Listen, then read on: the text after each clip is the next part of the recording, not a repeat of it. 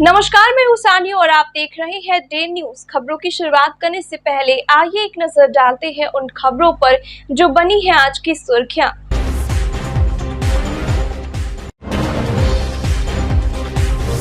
लकड़ी ढाई में एक युवक का शव बरामद होने पर इलाके में फैल गई सनसनी। परिजनों ने जताई हत्या की आशंका। 3-4 दोस्तों के साथ 2 दिन पहले निकला था घर से।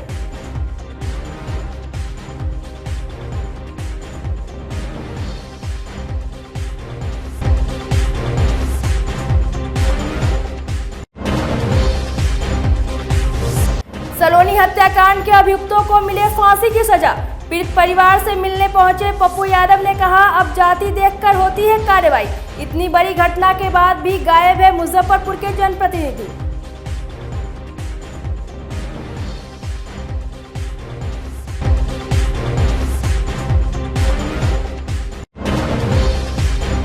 और कुरियर कंपनी के कार्यालय और गोदाम से बरामद हुई शराब की बड़ी खेप। सैकड़ों कार्टन विदेशी शराब किया गया जब्त।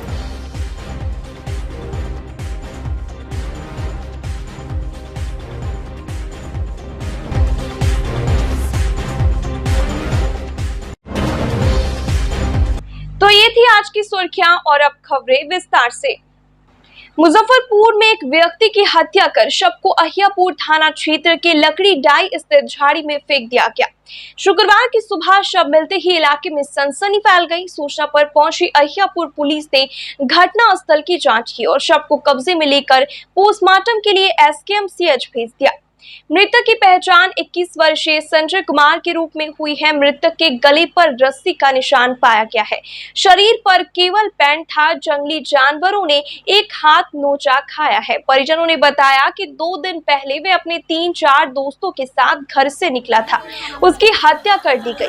घटना के बाद से परिजन का रो रो कर बुरा हाल है। बताया गया कि वह पहले भी घर से कई दिनों तक गायब रहता था। उन्हें लगा कि वह फिर आ जाएगा, इसलिए पुलिस में शिकायत नहीं की। पुलिस अधिकारियों ने कहा कि परिवार वालों के बयान पर आगे की कार्रवाई की जाएगी। बताओ कैसे की भैया परसों गेला नेले दुले कमरा पेले उले या चल लगा कोई दूरा से न गेला। 2 दिन से घरे ना आले ना दूरा से न गेला। रात में 1 बजे तक ला सुतलिया दूरा। हम त काली पिया करा सके साथ पी के होते सुतल रे बाप रे बाप। हां ना था थोड़ा सा पियाता है चोरा। क्या नाम है लड़का? संजय कुमार। घर में झगड़ा उगड़ा भी किया था क्या? नहीं, कभी नहीं। उम्र कितना है? 21 साल। क्या करते थे? बिजली मिस्त्री रहला का जगह तक काम करत रहला। 1 रुपया ना दे रहला। 2 दिन से घर नहीं आया तो मतलब पुलिस को खबर नहीं किए थे? हम ना खबर तो चल आवे तो 15 दिन भाग जात रह। चलावे तो रहला का भागे ऐसे ना होत रहला का। कैसे मालूम चला है? अभी हमार मजल छोटका बेटा के लगा कोई किसके साथ रहता था? किसके साथ रहता था?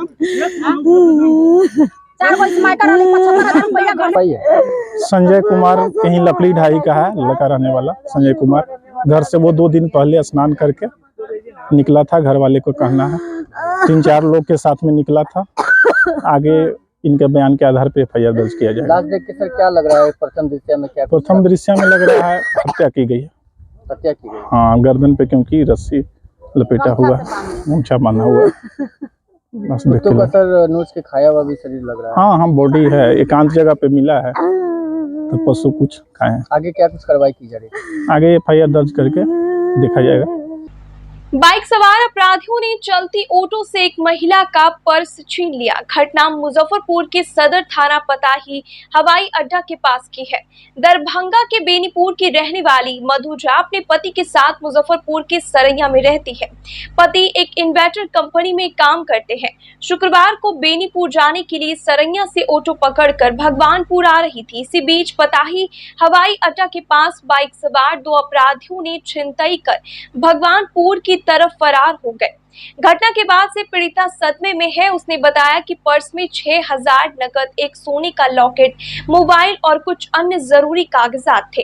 सदर थाना पहुंचकर महिला ने लिखित शिकायत दर्ज कराई। मामले में सदर थानेदार सत्येंद्र कुमार मिश्र ने बताया कि मामले की जांच करने के बाद आगे की कार्रवाई की जाएगी। मेरा पर्स छीन लिया है। कहाँ पर छीन लिया? पता ही नहीं। अच्छा, कहाँ से आ रहे थे? सरैया से। कहाँ के रहने वाली है?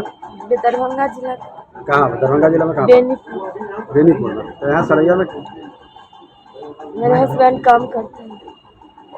हस्बैंड जॉब करते हैं, वहीं पर आती है? हाँ। वहाँ से घर जा रही थी? हाँ। क्या चीज़ से जा रहे थे घर? टेम्पू। कौन चीज़ से थे अपराधी जो छीन के भागे हैं? बाइक से था, 2 था। एक बाइक से 2 आदमी थे? हाँ। क्या क्या ले गया? मोबाइल था, मेरा लॉकेट था, पैसा था, आधार कार्ड, पैन कार्ड, पहचान का सब कुछ उसी में था। मुजफ्फरपुर के एक कुरियर कंपनी के गोडाउन और कार्यालय में छापेमारी कर उत्पाद विभाग के अधिकारियों ने 40 कार्टन विदेशी शराब बरामद किया है। एसडीओ पूर्वी सेट DCLR पूर्वी विनीत कुमार की मौजूदगी में 3 गोडाउन और एक कार्यालय को सील कर दिया गया। छापेमारी की भनक लगते कुरियर कंपनी के संचालक मौके से फरार हो गए। उत्पाद विभाग की टीम ने मौके से 2 कर्मी आमगोला के अमित कुमार और सीतामढ़ी के रीगा निवासी विजेंद्र कुमार को हिरासत में ले लिया है। दर्शकों को बता दें कि जिस गोडाउन से शराब बरामद किया गया है उसके आसपास पुलिस जवानों की जरूरत के सभी सामानों की दुकान है। यहाँ प्रतिदिन दर्जनों पुलिसकर्मी खरीदारी करने के लिए आते हैं, लेकिन कुरियर कंपनी के कार्यालय से शराब की सप्लाई किए जाने की भनक तक उन्हें नहीं लगी। बताया जा रहा है कि कंपनी के जरिए शराब की बड़ी खेप को एक स्थान से दूसरे स्थान पर भेजा जाता है।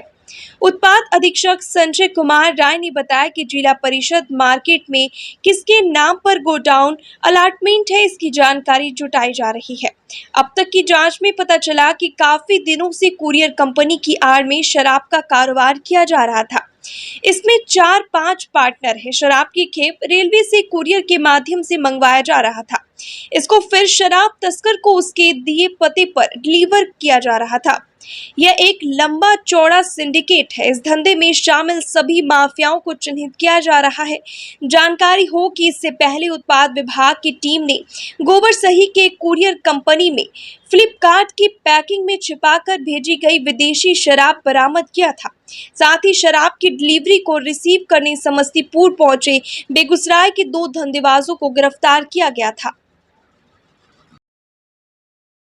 साहब ने मिलकर यहाँ छापेमारी करी है और छापेमारी में हमें यहाँ शराब बरामद हुई। अभी आगे की कार्रवाई चल रही है और किसके नाम से ये गोडाउन अलॉटेड है और कौन कौन इसके मालिक है, ये सारी जानकारी मिलने के बाद ही हम आगे की कोई जानकारी देंगे। तो किस जगह पे जो है यह बरामद हुआ है कि कहाँ पे? जिला परिषद का गोडाउन है, जो दुकान है या किसी को आवंटित है। ये अब किनका है नहीं है, ये सारी जानकारी लेने के बाद ही हम उस पर कुछ विशेष टिप्पणी दे पाएंगे। कुछ लोगों को कितने गोदाम है जिन पे छापेमारी की गई और शराब बरामद हुई है? अभी एक गोडाउन पे हुआ है, बाकी और जानकारी इकट्ठा की जा रही है।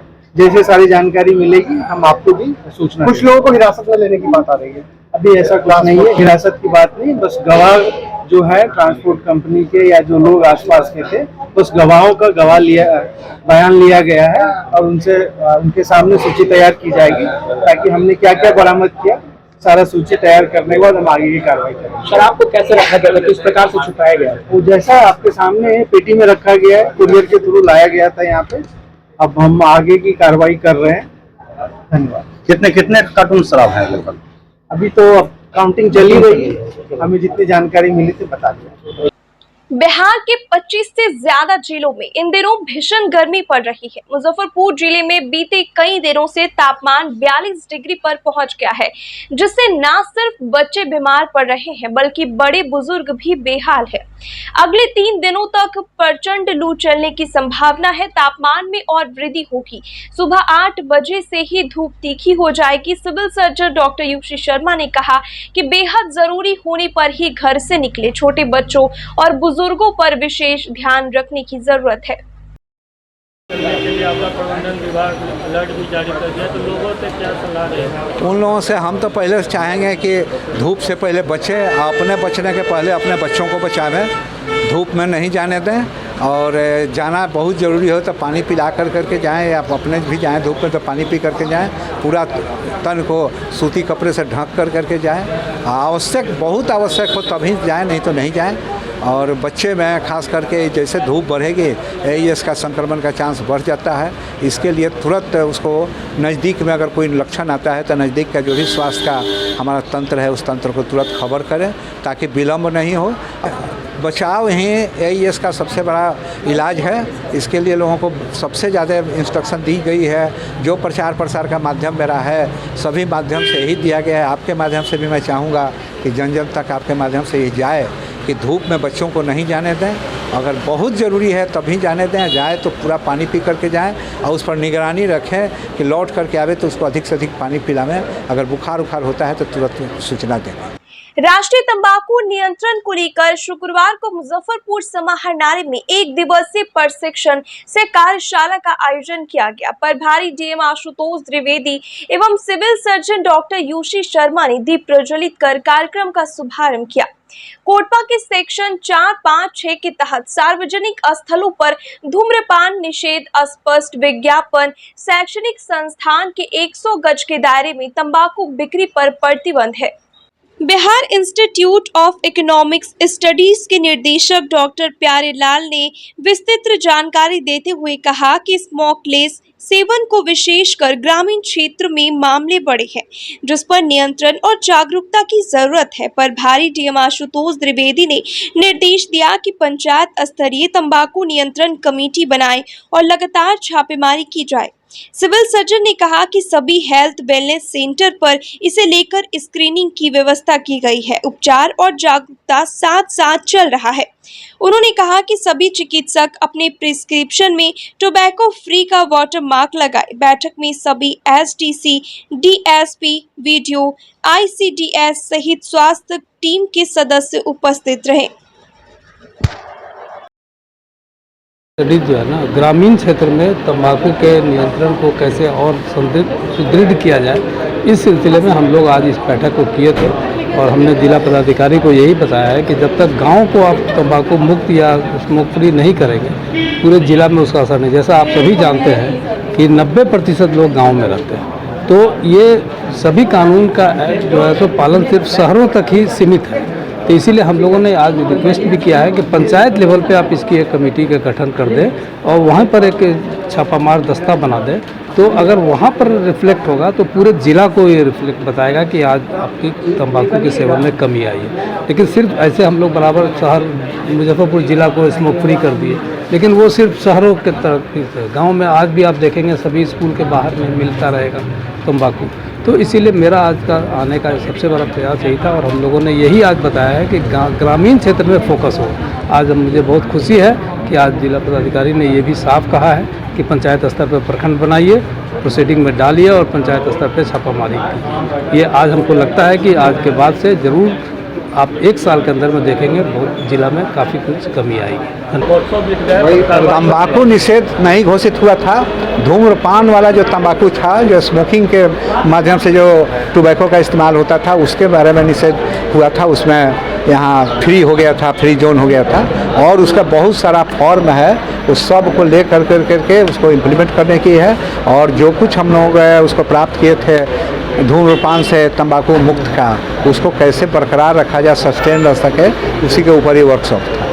इम्प्लीमेंटेशन को लेकर के जो 1 दिन का उन्मुखीकरण कार्यक्रम किया गया, इसमें सभी मोआईसीज, बीडीओज, प्रखंडों के वरीय प्रभारी, डीएसपी हेडक्वार्टर्स और हेल्थ डिपार्टमेंट के सारे लोगों ने भाग लिया था। इसमें कोटपा को किस प्रकार से अच्छे तरीके से इम्प्लीमेंट किया जाए और क्या तरीके अपनाने चाहिए और किस प्रकार से हमको लोगों के बीच भी जागरूकता फैलानी है कि वो लोग तंबाकू और उससे बने अन्य जो प्रोडक्ट्स हैं उनको प्रयोग ना करें। उससे उनके और उनके परिवार के स्वास्थ्य पर प्रतिकूल प्रभाव पड़ता है। इस विषय में गहन परिचर्चा की गई है और आगे यहाँ से निकले हुए बिंदुओं को फील्ड में इम्प्लीमेंट करने के लिए भी सभी लोगों को निर्देश दिया गया है। मैक्सिमम जो वायलेशन देखा जाता है सर, कानून का उल्लंघन करते हुए, उसको लेकर के जो एक प्रशासनिक जिम्मेदारी बनी थी वो नज़र नहीं आती है, उसको लेकर के कमेटी जो बनी है उनको फिर से निर्देश दिया गया कि सभी लोग जाकर के जांच करेंगे और उसकी मंथली रूप से मॉनिटरिंग की जाएगी कि कहाँ पर किस किस इलाके में कितनी जाँचें हुई, कितना जुर्माना लगाया गया और कितने लोगों पर क्या कार्रवाई की गई, ताकि जो भी एक्ट में प्रावधान है उनको अच्छे तरीके से इम्प्लीमेंट किया जा सके। अभी क्या रहेगा अपील क्या रहेगी? लोगों से हमारी यही अपील है कि देखिए, एक तो चीज़ है कि कानून है और उसको आपके ऊपर लागू किया जाए, पर उससे भी ज़्यादा बढ़ के इस चीज़ को ध्यान देना चाहिए कि इससे न सिर्फ उनके बल्कि उनके बच्चों, उनके परिवार वालों के स्वास्थ्य पर भी बहुत प्रतिकूल प्रभाव पड़ता है और कितने ही परिवार इस तंबाकू के सेवन से जनित जो बीमारियां हैं उनके कारण बर्बाद हो गए हैं। तो इस चीज़ को ध्यान में रखते हुए कानून के भय से नहीं, अपितु अपने परिवार के प्रेम और स्नेह के कारण उनको ये आदतें और तंबाकू का प्रयोग निश्चित रूप से छोड़ना चाहिए। मेरी सभी लोगों से यही अपील है। आगामी 21 जून को मुजफ्फरपुर कलेक्ट्रेट में प्रस्तावित प्रदर्शन को सफल बनाने को लेकर शुक्रवार को सामाजिक सुरक्षा पेंशनधारी संघ की ओर से बेरुआ पंचायत के मोहना बाजार पर संपन्न बैठक में संघ के प्रदेश संरक्षक गरीब जनता पार्टी लोकतांत्रिक के प्रदेश अध्यक्ष विजय कुमार ने कहा कि सरकार वृद्ध, विकलांग और विधवा पेंशनधारियों को 2500 प्रति माह और 5 लाख का स्वास्थ्य कार्ड मुहैया नहीं कराती है, तो जिले के हजारों पेंशनधारी 21 जून को जिला मुख्यालय पर विशाल प्रदर्शन करेंगे। बैठक में सनी कुमार सिंह, अशोक तिवारी, गोपाल सिंह, विश्वनाथ तिवारी, मोहम्मद जहीर अहमद, रमाकांत सहनी, रघुवीर राम, पंकज सिंह, शंकर श्रीवास्तव, मालती देवी, सिया देवी, जितनी देवी सहित संघ के सैकड़ों सदस्य मौजूद रहे। सामाजिक सुरक्षा पेंशनधारियों के साथ बिहार की सरकार घोर अन्याय कर रही है। 400 रुपया वृद्धा पेंशन देकर इनके गरीबी, मजलूमी और बेबसी का मजाक उड़ा रही है।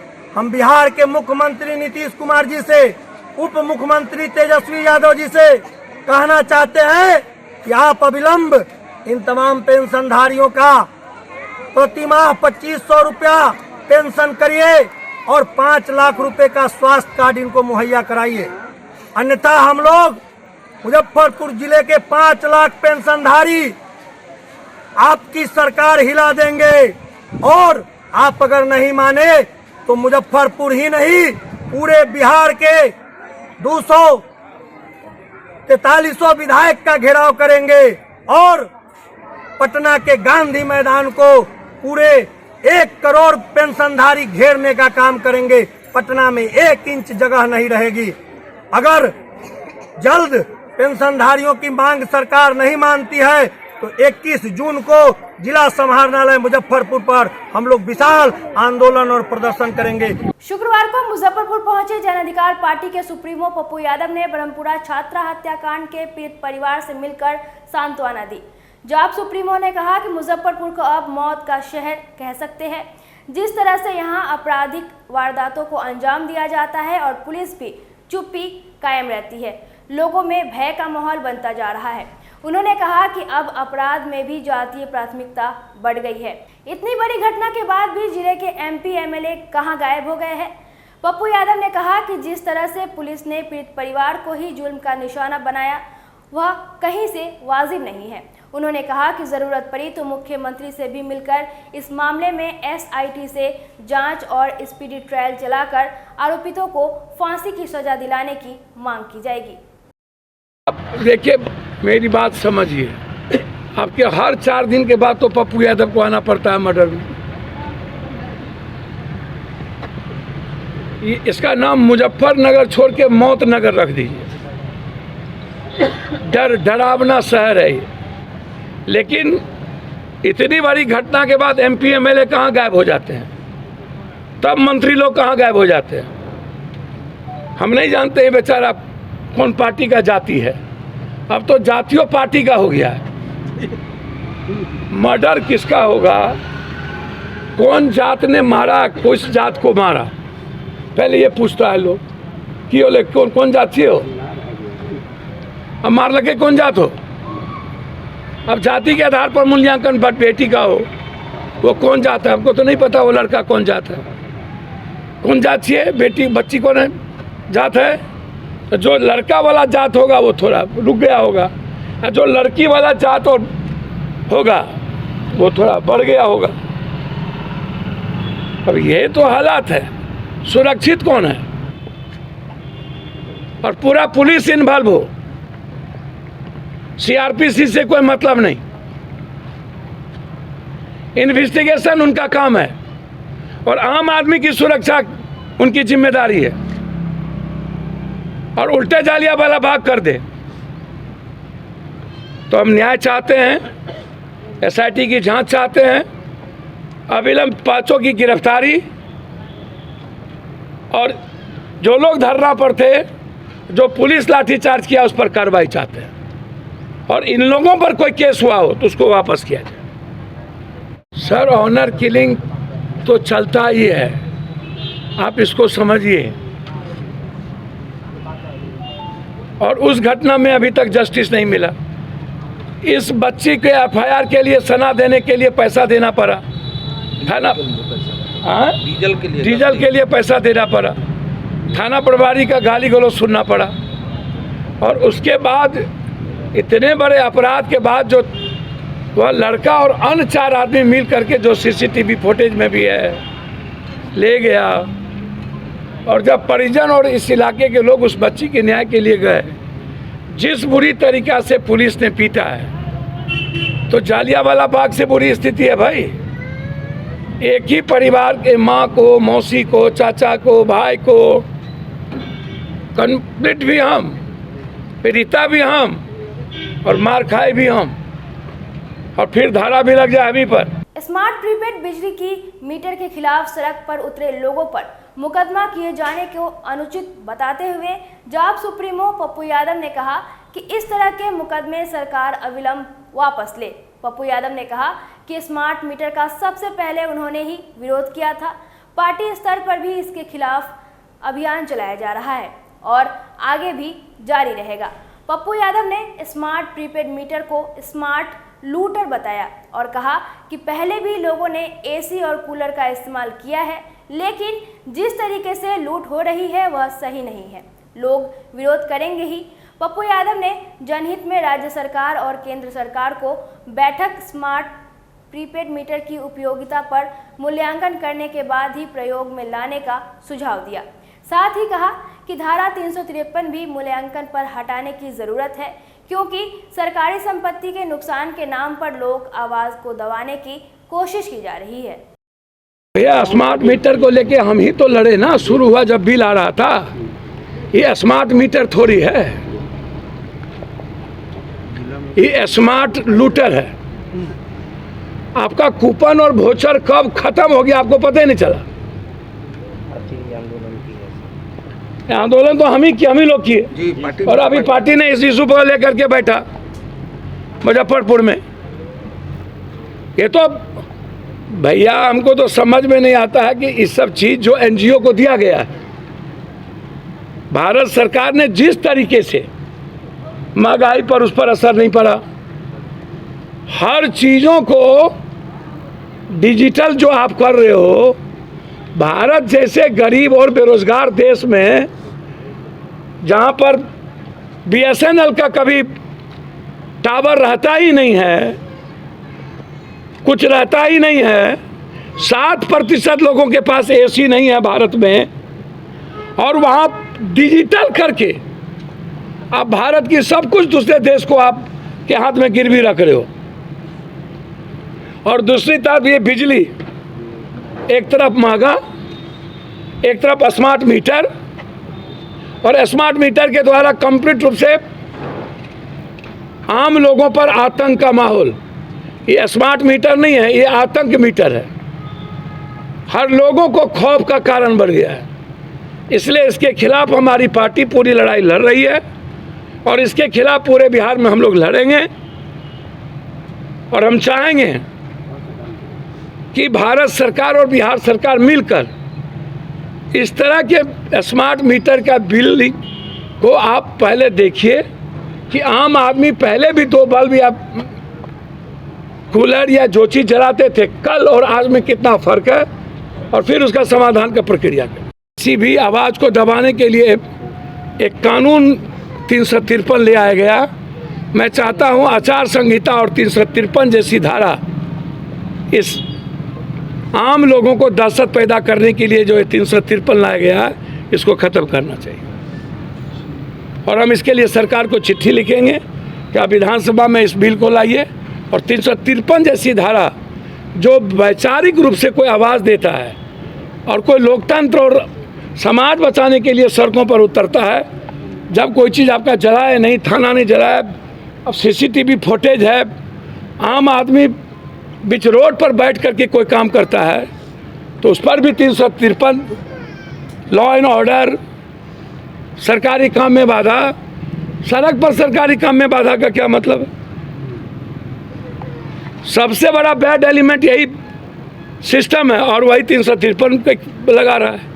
इसलिए सरकार से हम मांग करेंगे कि ये जो धारा नया लगा करके लोगों को आवाज़ से भी वंचित कर रहे हैं, ये ठीक नहीं। मुजफ्फरपुर में संचालित अवैध लकड़ी मिल एवं तिरहुत प्रमंडल के वन पदाधिकारी के खिलाफ जन अधिकार पार्टी के शुक्रवार को वन विभाग कार्यालय में प्रदर्शन कर पदाधिकारी का पुतला दहन किया। पार्टी के नेताओं ने वन विभाग के पदाधिकारियों पर करोड़ों रुपए के कीमती लकड़ी के गबन का आरोप लगाया है। जिलाध्यक्ष वेद प्रकाश ने कहा कि वन विभाग के नाक के नीचे जिले में अवैध लकड़ी मिल चल रही है, लेकिन इस पर किसी का ध्यान नहीं है। मांग है कि उच्च स्तरीय जांच टीम गठित कर भ्रष्टाचार में लिप्त वन पदाधिकारी और जिले में चल रहे अवैध लकड़ी मिल पर कार्रवाई की जाए। मांगे पूरी नहीं हुई तो आंदोलन जारी रहेगा।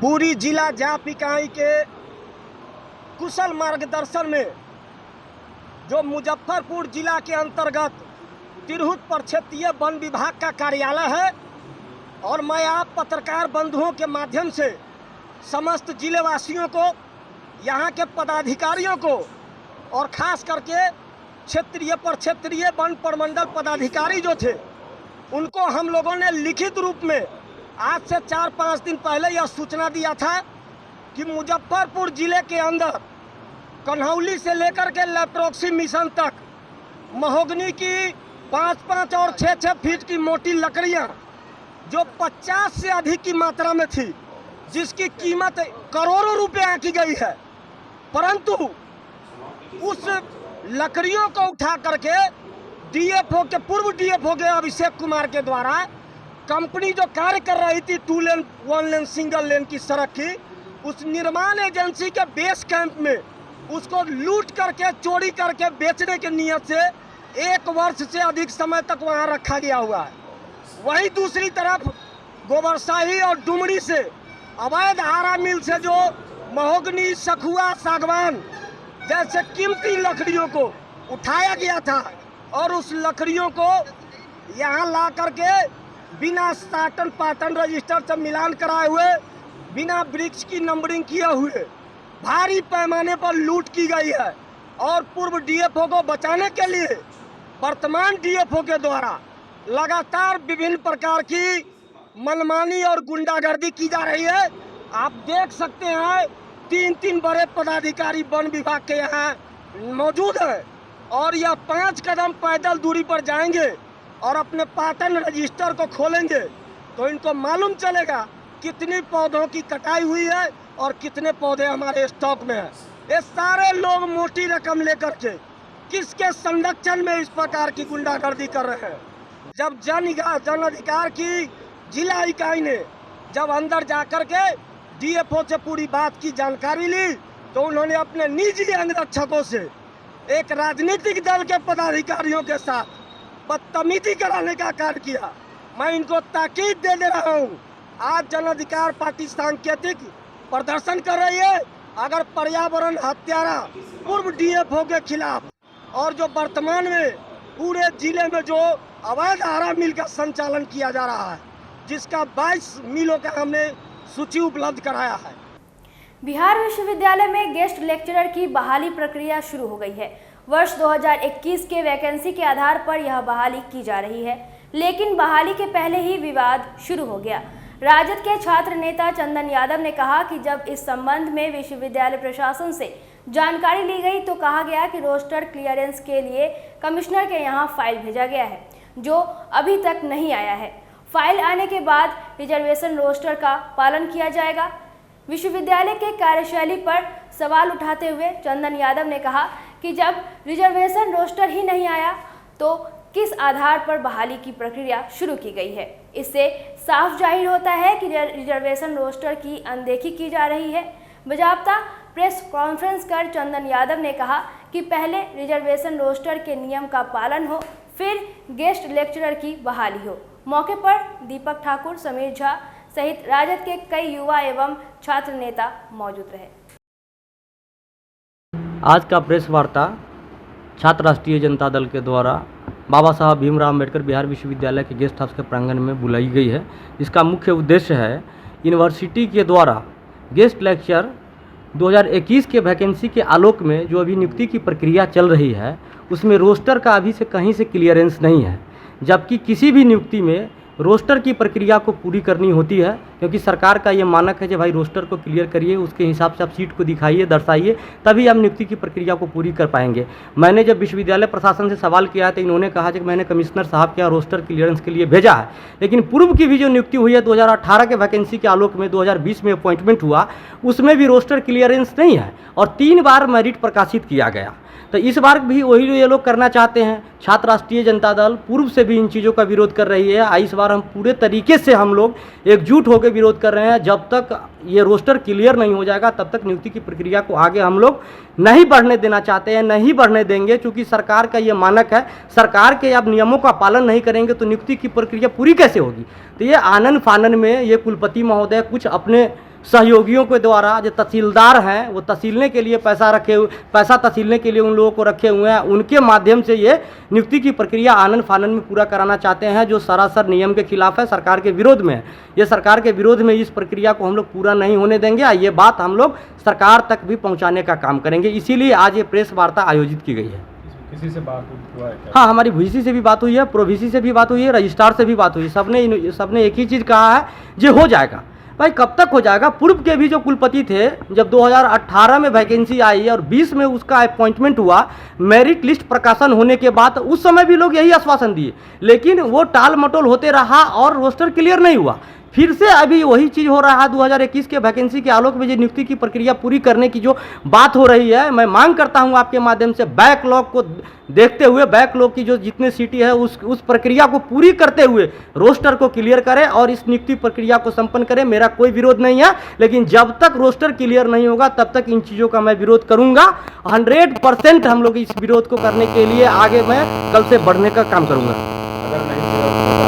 हम लोग आंदोलन करेंगे, इस बात को सरकार तक पहुंचाएंगे। नहीं कैसे होगा? ये राइट है, ये कॉन्स्टिट्यूशनल राइट है। आप बता दीजिए, कोई भी नियुक्ति प्रक्रिया में जो सरकार के रोस्टर है, सरकार के मानक है, आप उसको नहीं मानेंगे, उसको पालन नहीं करेंगे तो आप करना क्या चाहते हैं? आप चाहते हैं जो नागपुर में एक संस्था है, RSS जो संस्था है, उसके बैकडोर से उनके लोगों को भरा जाए शिक्षा विभाग में? आप यही चाहते हैं? ये VC की मंशा यही है। इस मंशा को हम लोग पूरा नहीं होने देंगे। मुजफ्फरपुर के मोतीपुर नगर परिषद चुनाव के महज 7 दिन बचे हैं। ऐसे में उम्मीदवारों ने अपना पूरा दमखम लगा दिया है। घर घर जाकर मतदाताओं से विजयी बनाने की अपील कर रहे हैं। इसी क्रम में शुक्रवार को मोतीपुर नगर परिषद चुनाव में सभापति पद की उम्मीदवार अंजलि राय ने क्षेत्र के विभिन्न गाँव में जाकर मतदाताओं से अपने चुनाव चिन्ह कप प्लेट छाप पर वोट करने की अपील की। मतदाता ने भी उन्हें भी फिर से जीत का भरोसा दिलाया। अंजलि राय ने कहा कि 10 साल तक जनता मालिक का प्यार, दुलार और आशीर्वाद मिला। क्षेत्र में विकास की गंगा बही है। इससे उन्हें पूरी उम्मीद है कि इस बार ऐतिहासिक जीत मिलेगी। मैं बता दूं आपको कि पिछले 10 वर्ष में जो यहाँ के अध्यक्ष अंजलि राय हैं, उनके समय बहुत यहाँ विकास हुआ है। क्या क्या विकास हुआ? नल जल, रोड का विकास हुआ है, आवास मिला है, स्ट्रीट लाइट लगा है हर जगह पे। यहाँ के लोग पहले अंधेरे में जीते थे, अब यहाँ लोग अभी भी लोग निकलते हैं, शाम में भी तो यहाँ लोग सुबह तक यहाँ सुबह हुआ है। लेकिन लोग तो कह रहे हैं कि अब इनको बहुमत नहीं मिलेगा। देखिए, विरोधी जो कह रहा है करने दीजिए। मेरा जो भी हम लोग जो भी है सब लोग अंजलि को सपोर्ट कर रहे हैं और हम लोग को पूर्ण विश्वास है कि 11 तारीख को यानी 11 जून को मैं बता दूंगा कि हमारे जो भी मेरे लिए काम किए हैं अंजलि राय फिर पूर्ण बहुमत से विजय हो रही है। विकास के काम हमने विशेष देखा। अच्छा, राशन कार्ड लाइन? हाँ, राशन कार्ड लाइन की व्यवस्था है। बिजली? पानी का पीने की व्यवस्था? अब रोड ना आई हमने। अच्छा, अगले बार जीतेंगे तो क्या चाहिएगा उनसे? पहला क्या चाहिएगा? विकास के काम करेंगे तो अच्छा होगा। मैं मोतीपुर जनता जनार्दन को प्रणाम करती हूँ। और रहा सवाल जीत का, तो मैं पिछले 10 वर्षों में जनता ने मुझे जो जिताया है उसके लिए धन्यवाद। और इस बार भी मैं पुनः फिर से एक जीत की और आगे बढ़ रही हूँ। एकदम 100 में 100% मेरी जीत सुनिश्चित है और आगे जो नगर सभापति पद पर मैं ही स्थापित होंगी। मुझे पूर्ण विश्वास है। जनता का प्यार एवं समर्थन जो मिल रहा है उसके लिए मैं धन्यवाद देती हूँ जनता जनार्दन। पूर्व विधायक नंद कुमार का भी समर्थन मिला है, क्या कुछ रहेगा वोटरों में, क्या उत्साह देखने को मिलेगी? हाँ बिल्कुल, बहुत उत्साह है। और रहा सवाल मेरे साथ, तो आम जन से लेकर के सारे लोग मेरे साथ हैं और सब लोग का सहयोग और एवं समर्थन मिल रहा है और प्यार भी मिल रहा है, आशीर्वाद भी मिल रहा है। और इसलिए मैं चाहती हूँ कि उन लोगों को भी धन्यवाद देती हूँ जिन लोगों ने इतना प्यार और आशीर्वाद दिया है, आगे भी देते रहेंगे, यही मेरी कामना है। मेरा चुनाव चिन्ह है कप प्लेट छाप, नंबर 1 पे है, क्रम संख्या 1 पे। लोग वोट दे और एक एक कीमती वोट देकर मुझे फिर से विजयी बनाए। आज की खबरों में बस इतना ही। कल फिर मिलेंगे कुछ नई खबरों के साथ। तब तक के लिए डे न्यूज परिवार को दीजिए इजाजत। नमस्कार। इस शो के प्रायोजक है मां भवानी डेकोर प्राइवेट लिमिटेड, मतलब a complete floor solution, new 0 mile Dadar road, Muzaffarpur.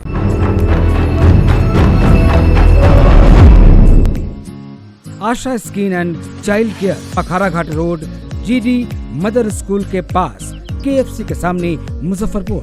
Phenyl, अपरस, eczema, सफेद दाग, घाव, फोड़ा फुंसी, गोखला, मस्सा, तिल, गंजापन, बाल झड़ना, असमय सफेद होना एवं गुप्त रोग के समुचित इलाज के साथ साथ काला दाग, छाई, बर्रे मुहासे, कटे का दाग, झुर्रियां, चेचक, आंखों का काला दाग, स्किन रेजुवेंशन, हेयर रिग्रोथ, टैटू, लहसन रिमूवल के लिए संपर्क करें doctor Seema Kumari, MBBS, MD, skin and VD, FAGE, dermato surgery, चर्म, गुप्त, कुष्ठ रोग एवं सौंदर्य विशेषज्ञ। यहाँ पे स्किन के जितने भी डिजीज़ होते हैं यहाँ पे सबका इलाज होता है, जैसे कि मेलाज्मा का इलाज होता है, फंगस का इलाज होता है, हेयर फॉल का इलाज होता है और भी जितने भी है डिजीज़ सबका इलाज होता है। केमिकल पीलिंग हम लोग छाई में करते हैं, पिंपल्स में करते हैं और डर्मा रोलर होता है जो कि एक्ने स्कार वगैरह में किया जाता है